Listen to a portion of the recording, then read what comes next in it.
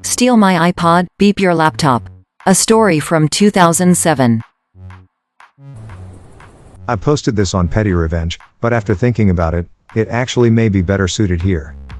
Imagine being in high school, back in the latter days of George Bush, and finally buying that iPod of your dreams. After saving up your allowance and the money you made around the neighborhood doing random ass work, and lifeguarding at the local pool. Yup. That was me.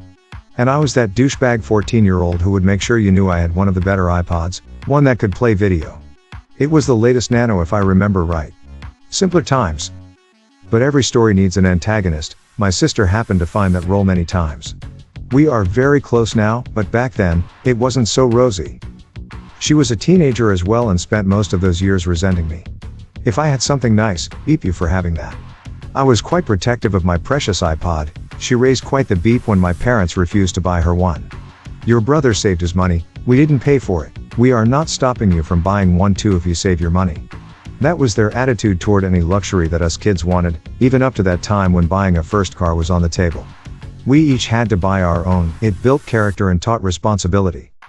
Well, that iPod goes missing one day at home when I knew damn well I had left it charging at the family computer. I left it unattended. My parents confirmed they did not touch it, and all eyes were on my sister. I'll jump ahead here. As it turned out, she had indeed taken it and had one of her friends temporarily store it until the heat was off of her. She knew my parents would essentially strip search her. After this unraveled, one of my buddies saw her with the iPod at school several days later. It was time for payback. Back then, I liked to think of myself as a bona fide hacker.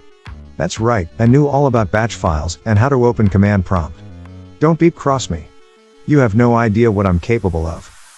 Yeah, anyway. We don't talk about those dark days. But I actually did know enough to copy/paste some destructive commands into scripts, using del and reg delete commands and the like. In the days of Windows XP, this would essentially require reinstalling the OS. I also was aware of a program called bat2exe which could package your batch files, and associated files it would call from the same directory, into a normal exe file. And you could pick an icon to slap on that exe if you had the eco file on hand. It doesn't take a genius, because as much as I thought I was one, I wasn't, to devise a plan here. I put a script together with the worst beep I could muster, and gave it the Internet Explorer icon. This went onto my sister's computer, which was an old Pentium M laptop which barely had enough ass to load MySpace at the time. My hacker abilities allowed me to log into the administrator account by booting into safe mode or something and simply replacing the iexplorer.exe main file with my science experiment. I believe I had it to where it actually opened the real Internet Explorer in parallel, so I could deny this more easily. Fast forward to that magical moment. She's home from color guard practice and is ready for an evening full of beep webcam photos that use every mid-2000s effect ever created. But before she can upload them, disaster. The screen resolution goes tits up, and the color profile is 16 colors for some reason. Random pop-up messages every few seconds. Microsoft Windows has detected a giant beep, please consider a system upgrade and stuff like that. Your hard drive is jammed with peanut butter. Restart required. The whole script plays out and she's left with a paperweight until someone can get around to sorting it. Unfortunately, the computer guy in the family took quite a while to get around to it. My dad knew damn well that I had something to do with this, even if he didn't understand it fully. He made my sister apologize to me before I helped her with her laptop, and made her buy me a new case for it, after she threw away the one I had to try and make it less identifiable. Well, that's the story, folks. I have a video from 8+ years ago of this script running in a virtual machine if anyone wants to see it. Hope 2021 is off to a decent start for you. Feeling supersonic. Edit. Here is the I made this after submitting this to prorevenge in 2013. I forgot completely I had done that back then. My old account got banned in 2013 because I told someone on beep to grow up or something.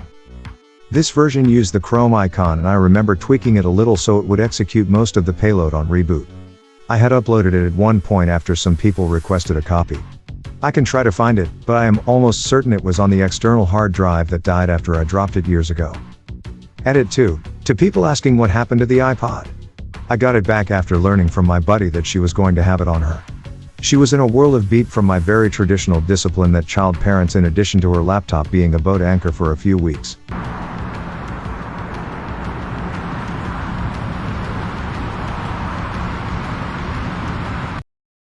Accuse me of stealing, you will lose everything. First post, be kind. This happened way back in the dark ages, 1986. I was 21 at the time and working for a gas station that was associated with a certain grocery store chain in Washington state. It was owned by a company not affiliated with said chain, but had locations at nearly every one. As this was long before the days of debit cards, this was a cash-only gas station. We didn't even take credit cards. Customers would pull up, pump their gas and then come to my window to pay. We also sold cigarettes. No drinks, no snacks, customers couldn't even get into my booth. I had been working there about a year when the company announced it was closing the location. My manager and I were offered positions at another location upstate and we both accepted. We moved our respective families and started our new jobs. As new hires, this station was incredible busy. We did more business in 8 hours than my old location would do in a week.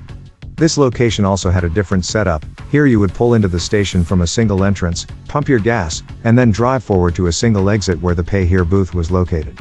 There were always 2 cashiers on duty. Each cashier had a cash drawer. One thing I should note, there were also no computers. So closing the drawer down between shifts was time consuming and tedious. We had to manually count the cigarettes remaining, and count the cash drawers. We would fill out an end-of-shift report listing the starting balances and the ending balances. We also had to list the gallons sold from each pump. At the end of the shift the total of gallons sold and the total cigarettes sold should equal the cash balance. It is important to note here that not once in the year I had worked for the previous location had I been off by more than 10 cents. The following morning after my first shift I was informed by the manager that I was short $50. Impossible, I said, I balanced out yesterday. He said that I must have stolen that money after I had completed the paperwork. I just looked at him and said, no I didn't. He gave me a verbal warning and said if it happened again I would be fired and the stolen money would be deducted from my paycheck this week. In the 5 days that followed I realized quickly the manager was up to something. My old manager, who was just another worker now, was also accused of stealing. As was one other new employee. I can't vouch for the other employee but I'm pretty sure she did nothing wrong. The employees that had been there a while were never accused of anything.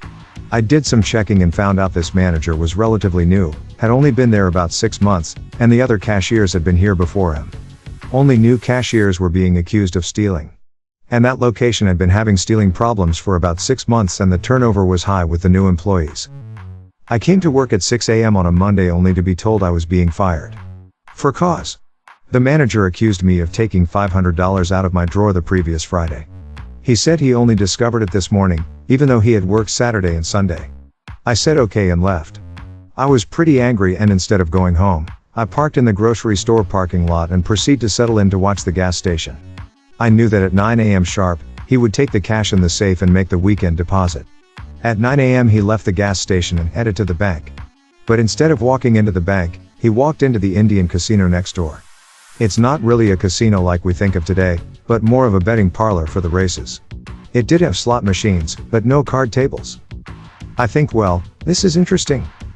He comes out of the casino at exactly 10 a.m., walks next door to the bank, does his business and then heads back to the gas station. I head home with a plan. Every morning I follow him from the gas station to the casino. I take a picture of him leaving, and one of him arriving at the bank and walking into the casino. I take pictures of him coming out and then heading to the bank. I do this for 5 days straight. He even went on Saturday. On day 3 my old manager was fired for stealing $150. I get the film developed, no digital camera in the dark ages, note the times and dates on the back of each one. Then I call the main office of the gas company. It's after 5 but I'm hoping someone is there. And there is. I speak to a woman and explain my situation, and she says she knows exactly who I should speak to and transfers me. By some grace of God, she has transferred me to none other than the president CEO of the company. I tell him my story and tell him I did not steal from his company and could prove who actually did. He took down my information and said he would be in touch. I'm thinking to myself, yeah right. The next morning I went to the station to perform my usual observation of the manager. At 9 a.m. he leaves for the bank. At 10 a.m. he comes out. At that moment 2 stern-looking gentlemen approach him. One pulls out his wallet and shows him something. The other one is talking. The manager goes pale and takes a step back. Next thing I know he is being escorted to a car I hadn't noticed and they drive off. I lose them at a traffic signal so I head back to the station. They all show back up about 5 minutes later, and a few minutes after that a police cruiser pulls in. The officer talks to the stern gentleman and proceeds to place the manager in handcuffs. The other man says nothing but is glaring daggers at the manager. The president called me later that afternoon and informed me that the manager had been arrested for embezzlement. Turns out that in 6 months he had managed to steal about $5,000. He would take the store cash into the casino and gamble with it. If he won, he would make the normal bank deposit.